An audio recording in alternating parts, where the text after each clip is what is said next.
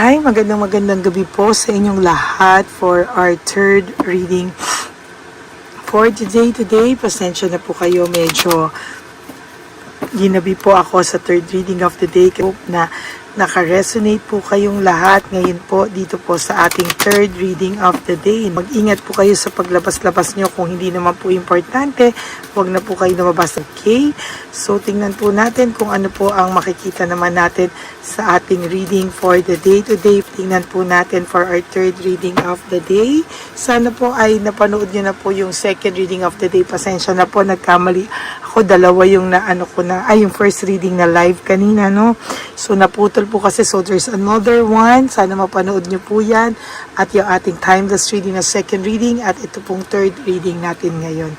So, pili po tayo ng 20 cards. 1, 2, 3, 4, 5, 6, 7, 8, 9, and 10. So, another 10 cards. 11, 12, 13, 14, 15, 16, 17, 18, 19, and 20. Okay. Okay, muna po natin ito dito. Habang binubuksan po natin meron na po yata. Okay, meron na. So, game. Tingnan po natin kung ano po ang makikita natin sa ating third reading for the day today. Gusto niya pong maglakbay, gusto niya pong makapag-reflect, gusto niya pong mag-isip-isip muna kung ano po ba ang mga nangyayari sa kanyang buhay, kung ano po ba ang dinadala niya sa kanyang buhay, at kung ano daw po ba ang kailangan niya pa sa kanyang buhay, no? Marami po kasi na hindi niya po alam kung ano po ang kanyang gagawin sa mga susunod. Gusto niya pong maglakbay, gusto niya muna pong lumayo, no? Hindi niya po mabalanse ang buhay na meron siya ngayon. To tell you honestly, gulong-gulo po siya sa buhay na meron po siya sa ngayon. Hindi niya po sukat akalain o mabalanse ang mga bagay-bagay sa kanya sa ngayon. Hirap po itong magbalanse kung ano po ba ang nangyayari sa buhay niya po ngayon, no?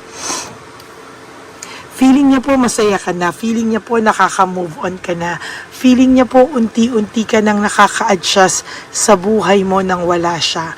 Ang pakiramdam niya po o ang pakiramdam ng taong ito ay nakakaya mo na nang wala siya sa buhay mo.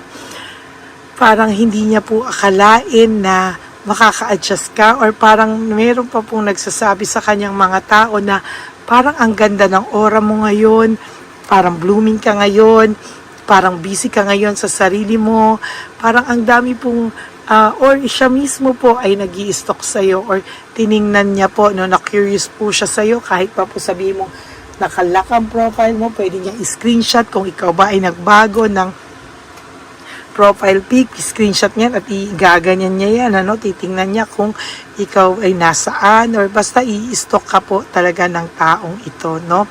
Nakikibalita at makikibalita po ito, makikimarites po ito, at hanggang kaya niyang makimarites, no.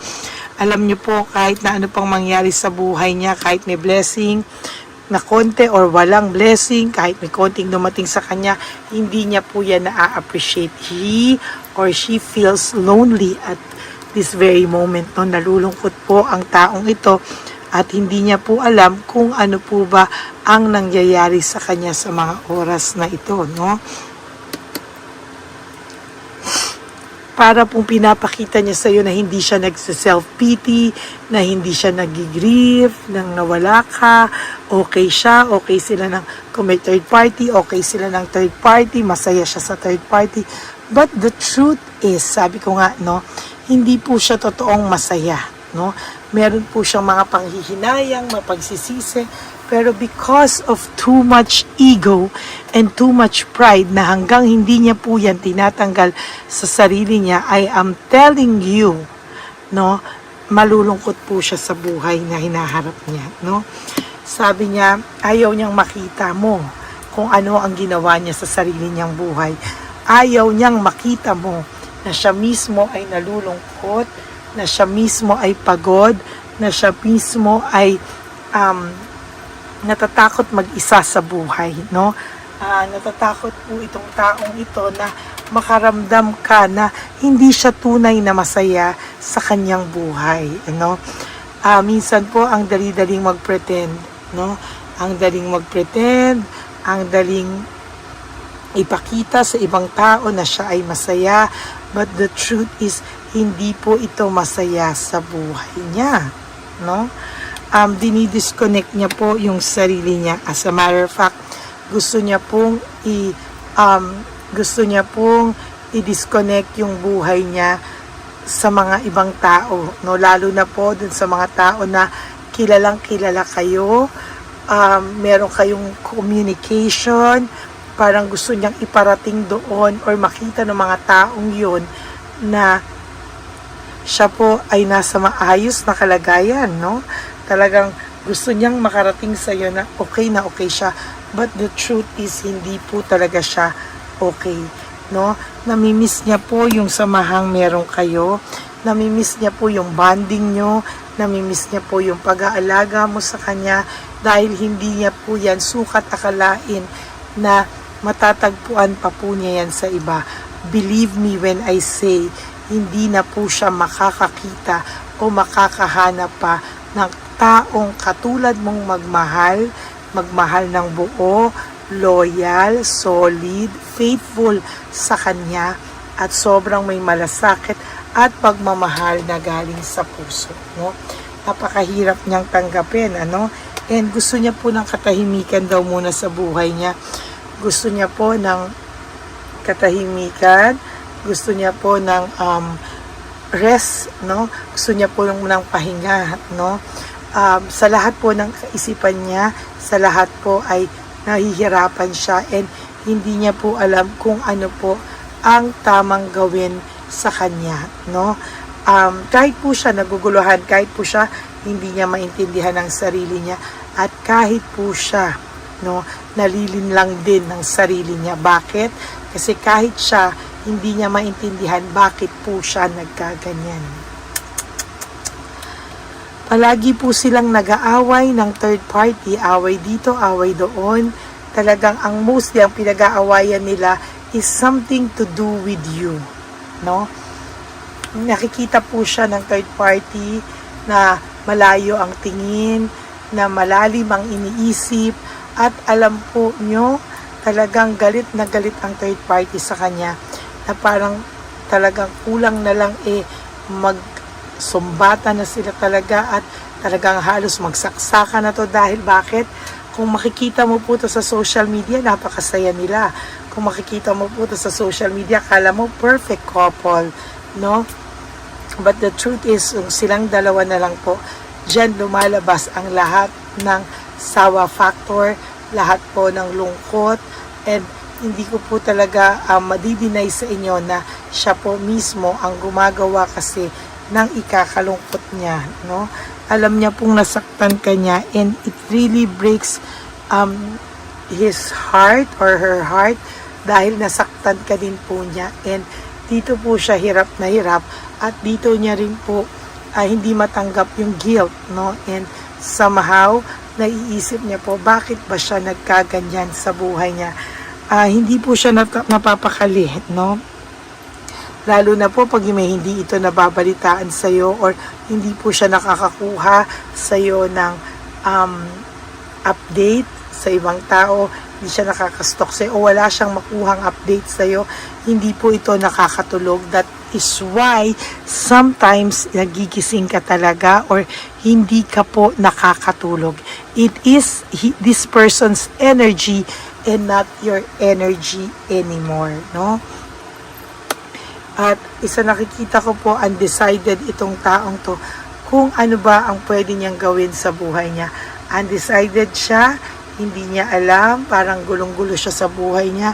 And sana daw, no, at the back of this person's mind, sana daw dumating ang araw na magkaroon pa ng kapatawaran sa puso mo para sa kanya, no? maybe ngayon hindi niya mapakita sa iyo, maybe ngayon for some of you inaaway pa kayo, or for some of you nag-aasara kayo, but deep inside this person's heart, nagpapapansin lang sa ito dahil hindi niya alam kung paano niya po makukuha yung atensyon mo, dahil alam niya po na siya ang dahilan na nag-cross the line na po talaga siya sa iyo, at sumobra na po talaga ang taong ito sa iyo. Napaka walang takot po niya, no? Full of adventure ang taong ito, sugod ng sugod nung times na gumagawa siya ng mga kasinungalingan sa iyo, panloloko sa iyo, pero wala siyang kakabakabahan ang ginagawa niya yan. Pero sabi ko nga sa iyo, this time naaapektuhan na rin ang person niyo, no? Whether you like it or not, naaapektuhan na rin po siya. And sabi sa iyo, ang dami pong sumasaksak sa person niyo ngayon, left and right. Hindi mo alam, ang dami po sa kanyang hindi makatarungan na nangyayari sa buhay niya. And to be honest with you, hindi niya na po alam minsan paano niya po ito lalabasan, lalo na po nasanay siya sa samahan na may malasakit sa kanya, na may pagmamahal sa kanya, at hindi niya po alam kung makikita niya pa po yung connection nyo, yung relationship nyo, yung connection nyo sa samahan niya sa ibang tao. Parang malabo na daw pong makita niya pa yan sa iba. Ayaw niya rin po na pinagchichismisan siya. Ayaw niya rin po na ayaw niya rin po na nakakalabas lahat ng kalokohan niya. At ayaw po lalo niya na makarating po sa'yo kung ano man po ang mga nangyari sa buhay niya. No? Very unsatisfied, very unstable. Wala po ito masyado ngayon. Pagod po ito sa buhay. At sa totoo lang po, kasalanan niya po yan. And siya po ang may deserve niyan. Nagre-reflect po siya na kung ano, what went wrong sa buhay niya. Nagre-reflect siya saan daw siya nagkamali. No? Pero ang hindi niya alam, sa lahat ng anggulo, maling-mali siya. No?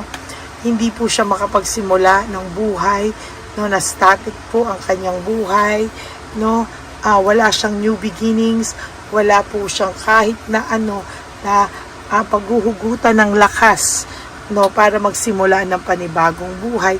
Kung hindi pag naaalala niya yung samahan niyo, I truly believe and nakikita ko po na namimiss ka rin po talaga, at yung connection na meron kayo, at yung malasakit at pagmamahal na minsan mong ibinigay sa kanya. Yan po ang inyong third reading of the day. I hope na naka-resonate po kayo, and if you do, can you please give me a like and comment down below para alam ko naman po kung ano po ang emotions nyo right at this very moment. And for those of you who would like to have a private reading with me, you may message me po at Lady Lee Elena. That's LADYLY Elena. Nasa dulo po yan ang ating video. Diyan nyo lang po ako makukontak. That is my only official and legit FB and Messenger account. Ganon din po, ha? Ang lagi ko pong payo sa inyo is just to live one day at a time. You do 3 things that will make you happy for the day. Prioritize yourself, make yourself happy, and always choose to love yourself, because self-love is still the best love of all. And you have to realize that life is so short. Don't make it shorter by stressing yourself from all the pains and heartaches na binigay sa inyo ng kahapon. Just surrender everything to the divine universe and just let go and let God write your life and love story. Ako po ay magbabalik for another set of reading for our second reading of the day. For the meantime, panoorin niyo muna po lahat ng episodes na hindi niyo pa po napanood, lahat ng readings na hindi niyo pa po napanood, bago po kayo lumagtaw dito sa ating third reading of the day. Today, maraming salamat po sa inyong lahat, and may God bless you all, and I love you all from the bottom of my heart. Ingat po, and magkikita-kita po tayo ulit bukas. Okay, God bless you, and I love you all. Stay safe, and good night everyone. Bye!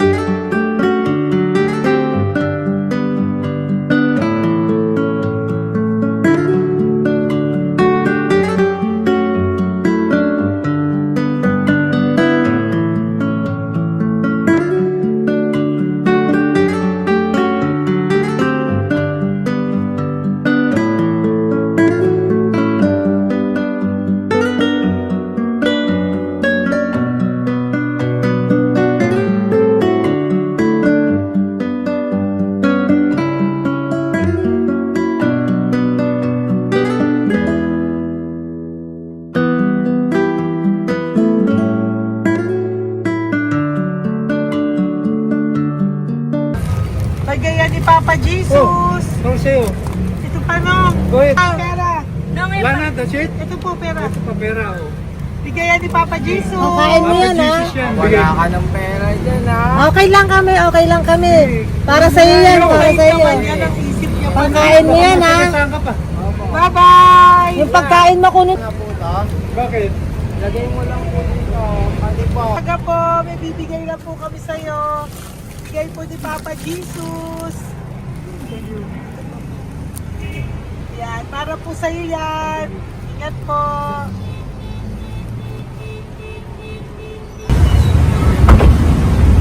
Magandang tanghali po. May bigay po si Papa Jesus sa inyo. Salamat po. Salamat po. Ito po. Salamat po. Tigisa po kayo sa Ampaw. Thank you po. God bless po, nanay. Apo, apo, apo. Pangalaman po. God bless.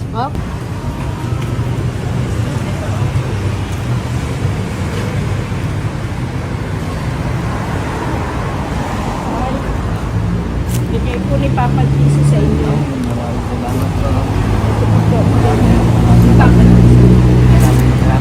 God bless po. Kuya, pangkain mo po yan, ha? Tayo ka ba nandyan? Po, hindi po. Dito po na nagtimpahan po. Ah! Sa music ministry. Doon ka nakapwesto. Opo. Sige po, Sige po, bye-bye bye po. God bless po. Ingat.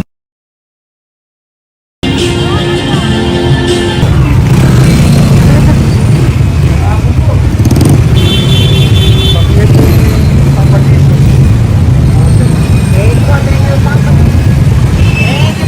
Thank you po, bye po. Meron pa eh. Bigay po ni Papa Jesus. Salamat po. Ayan.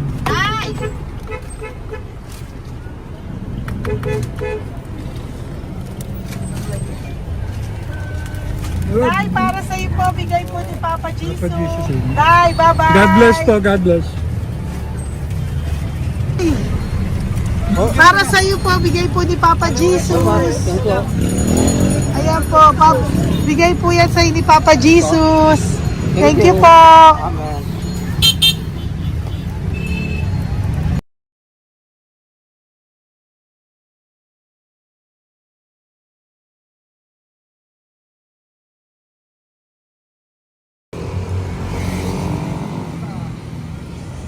Bigay ni Papa Jesus. Kaya ko pagkain ato ko, ah. Madami mong aso, kuya. Alaga mo lahat yan. Oras na eh. Hindi na size yan, nasa niya iba. Kalagala. Ay talaga? Salamat po. Kalagala ko. E paano pagkain yan, kuya? Saan mo kinukuha? Sa tambay ko. Lahat. Ang dami. Ang dami niya pong aso. Oo. Oy, ang daming aso ni kuya. Sais. May nagbibigay sa inyo pagkain. Nangangalakal ako.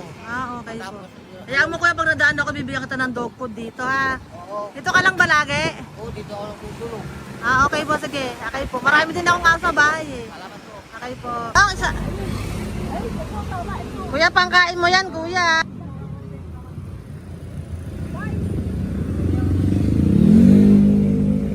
Nangangalakal ka, kuya? Sige po, thank you po. Maraming salamat, ma'am. May pagkain ka, nanay. Sa hirap ng buhay ngayon. Ba't nandito ka, nay? Tagasan ka ba? Rheumatism ang sakit ko eh. Tagasan ka ba, nay? Sa plado eh. Sa Pladway. Oo. Okay po.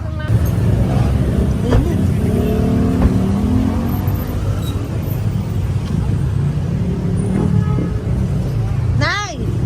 Bibigay ako sa'yo. Matandaan mo na ako. Ito. Hapon po. Si tatay. Si tatay. Thank you, Nay. Bye po.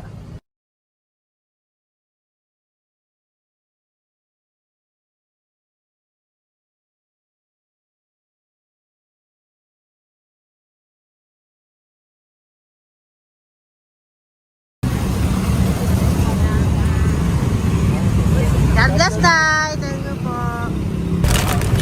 Pabigay po. Ay, bigay po ni Papa Jesus. Salamat po. Bigay po ni Papa Salamat po, Jesus. Ito ate. po po. Salamat po. Bigay po ni Papa Jesus. Ito pa po. Salamat po, tay. Salamat po, tita. Bye-bye po.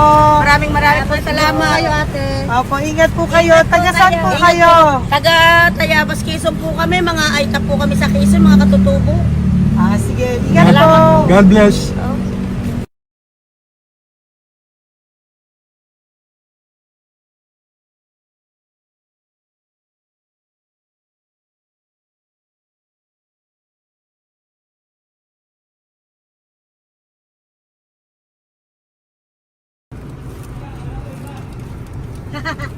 Tay, Tinatawag niya bigay po ni Papa Jesus. Thank you po. Ayan po. Sobrang Ang sipag mo naman, tay. sipag nyo naman po. Kanina po kasi taglagas ngayon, taglagas. O, pang merienda nyo po yan, Sige po, ha? salamat po sa inyo. Tapos yung road bags po, Kala ko uwi sino nyo po. binubusinahan niya eh. Sige Sige po, na bye-bye po. Sige po, salamat po. Bye-bye.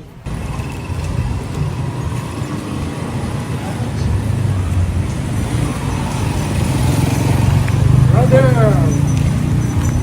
Basta, mabigay ni Papa Jesus ang sa'yo. Ang kaya mo yan. Ba't hindi ka makatayo? Na ano ka? Okay. Sige, bye-bye. Hello po. Tama. Para sa inyo po, bigay ni Papa Jesus. Thank you very much. Sige po, bye-bye po. God bless you. Tay, magandang hapon po. Bigay po ni Papa Jesus. Ito pa po, Tay. Para sa inyo po. Bye-bye po.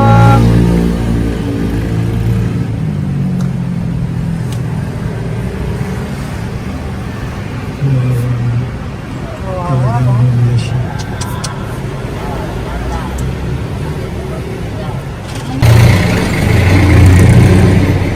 Ate! Na lang, baka maano siya. Ito po, bigay po sa'yo ni Papa Jesus. Ito pa po, pera po.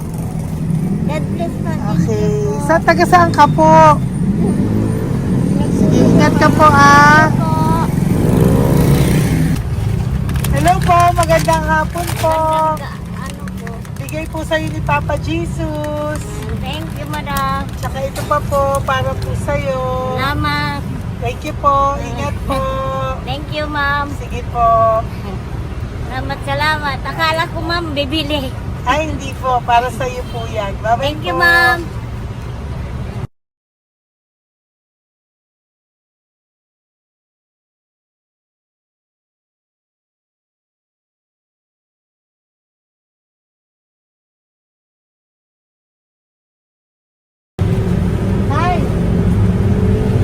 Hirap na hirap. Bibigay po ako ng uso. Hirap na hirap Dito siya. po tayo, dito sa kabila. Hindi mo siya lies pa yan. Kawawa naman. Tay, magandang araw po. Oh Lord. Bigay po ni Papa Jesus. Ay, ito po, pandagdag po. Dagdag po. Bigay po ni Papa Jesus. Thank you po. Thank you po. Kawawa naman. Diyos ko, hindi na siya makaano ko.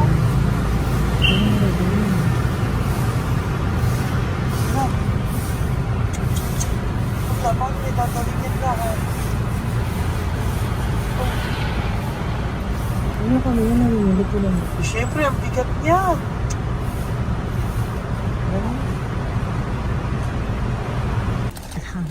Kaya, bigay sa'yo ni Papa Jesus. Sige po, ma'am. Ayun yung palinis po, ma'am. Hindi na po, okay na Thank you po. po. Ito po. Thank you ma'am. po. Thank you, sir.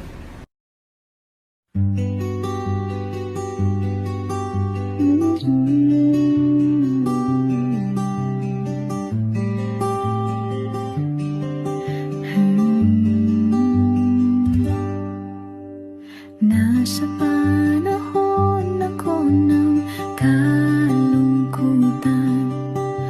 panahon na hindi ko alam ang gagawin.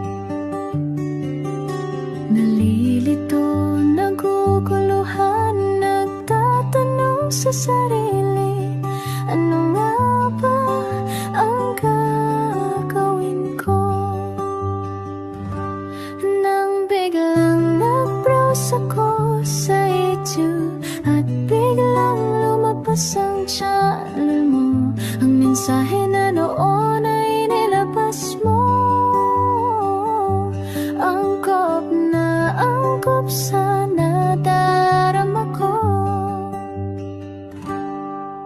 Unang beses lang dumaan ang channel mo sa browser ko. Hindi ako nagdalawang isip na hanapin ang Facebook account mo at mag-message sa'yo. Agad ka naman sumagot sa mensahe ko. Hindi ko alam ang damdamin noon, dahil parang may sumungaw sa aking pag-asa. Nang kaliwanagan sa dilim ng gabi, dumating ka, ikaw ang sagot sa panalangin. Salamat dumating ka at nakilala kita, Madam Elena. Nabago mo ang pananaw ko. Noon ay malabo, ngunit ngayon ay may linaw na tinatahak. Salamat sa Diyos, ikaw isang anghel